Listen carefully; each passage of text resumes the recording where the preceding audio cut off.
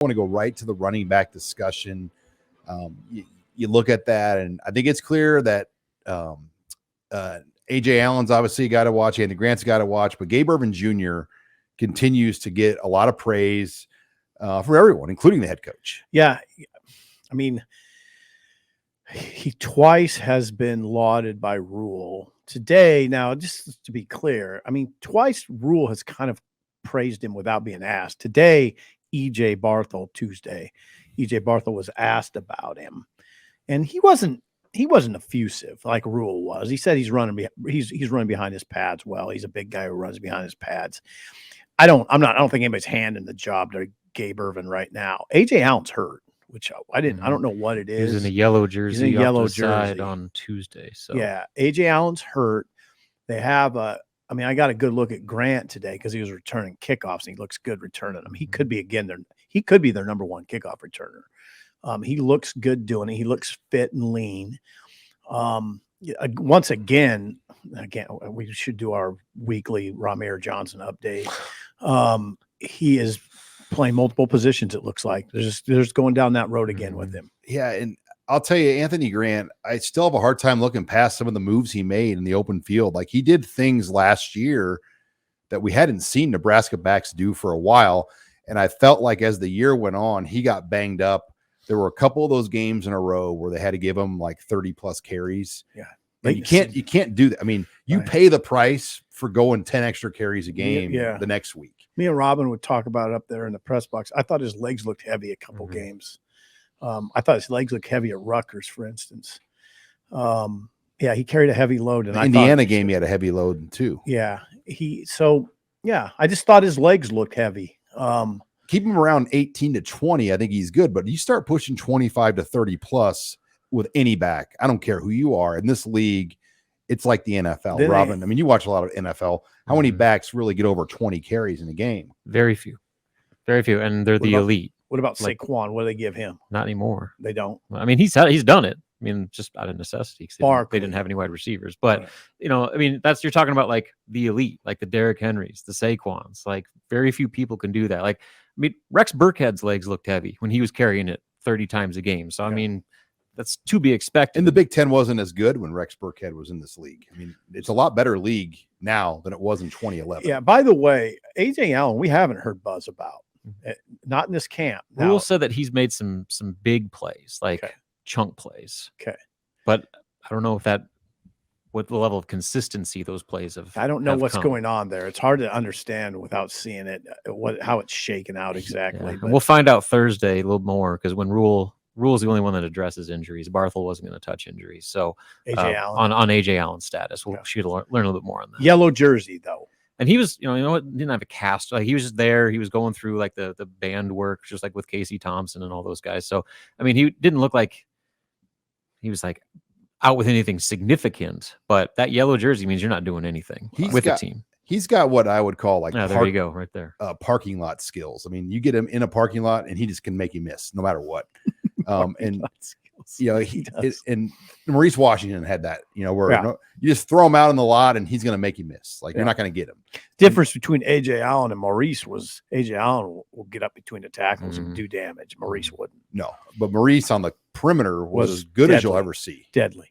One of the things we're talking about with heavy legs and just the totality of the season, I thought E.J. Barthel made a really interesting comment about that, to where like a guy like Anthony Grant, he doesn't need to teach Anthony Grant how to run the ball.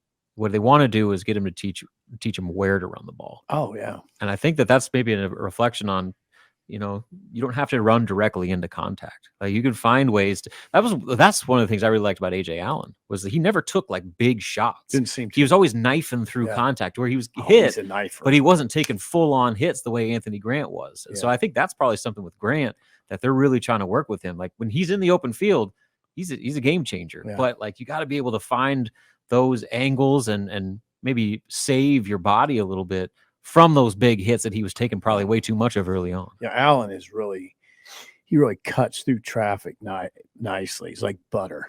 But yeah, I think got good backs. I don't know how it's going to shake out. I really don't. That's a good group. You always got to mention Emmett Johnson too. I don't know where he fits in all this, but that's a good group. All right, wide receiver, and let's lump tight ends into this conversation next too. I mean, I don't know what we really learned. I think we've learned that Billy Kemp is for sure going to be a factor, which we knew that. I think he's going to probably be the punt return guy.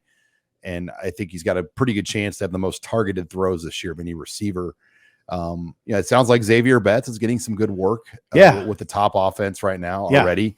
The main thing with Xavier is he's got to get his academics back in line. That's it. That's it. Because he looks good. Mm-hmm. Like I put, he was a return man today. Man, that picture looks good. Xavier's in shape. He got himself in shape.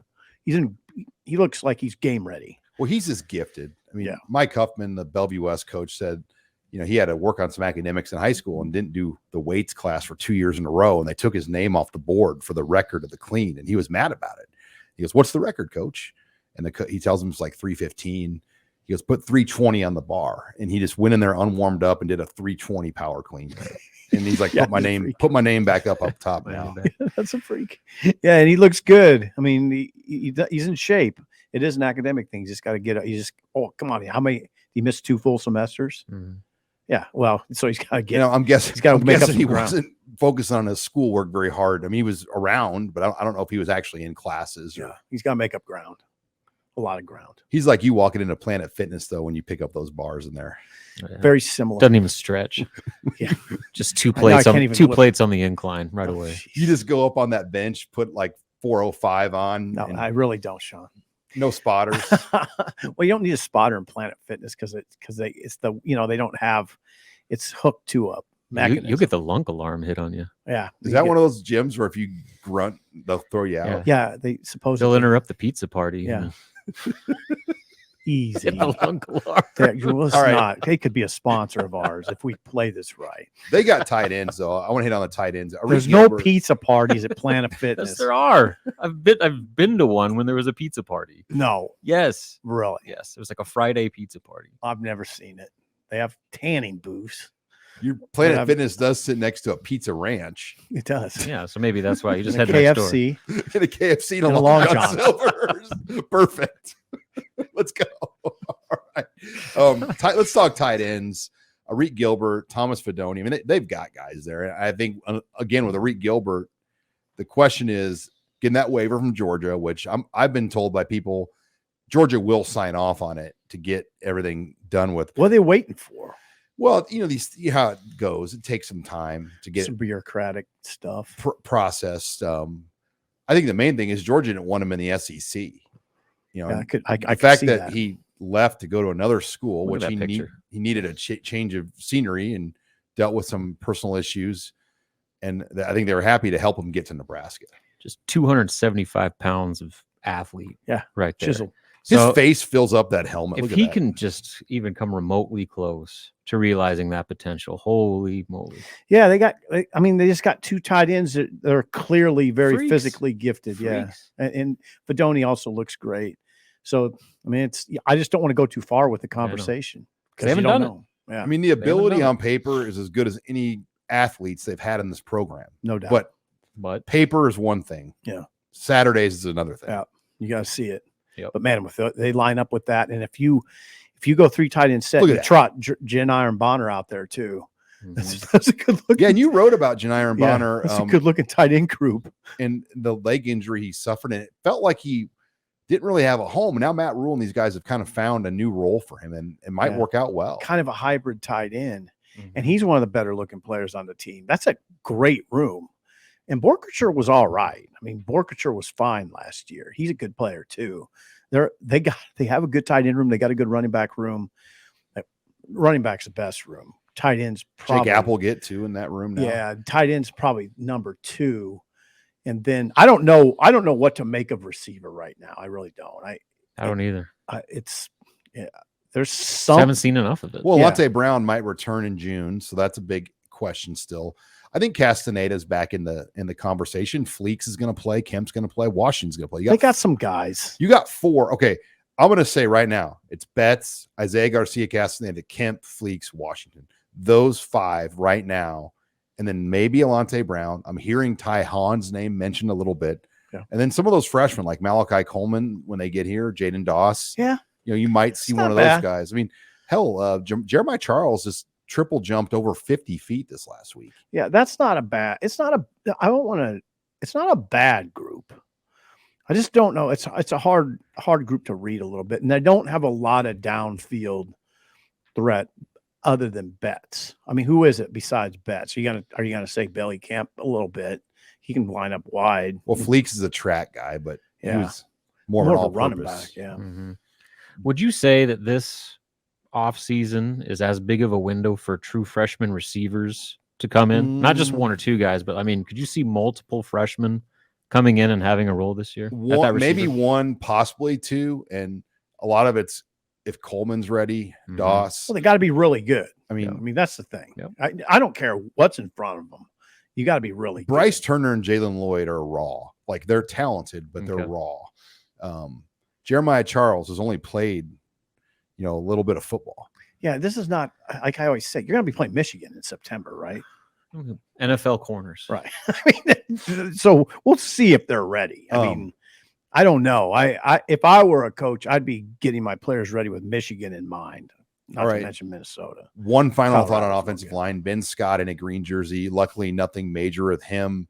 Not a lot of injuries so far, and there was thought that maybe he suffered something, but Ben Scott was out there repping with the green jersey. So I thought that was positive, but it looks like Bryce Benhart has physically gotten his body right. And he's slimmed down. There's Ben Scott, Keegan Menning in the green. So they've got, of their 14 available linemen, 11 or three of the 14 are in green. With Teddy Prohaska being the other. Yep. Good job. Yeah. Benhart is really slimmed down. They like him. I just have to see how it translates. And it's a big, there's really no excuses for that group now. They're all veteran players. Let's see what it looks like. They're all veteran players now.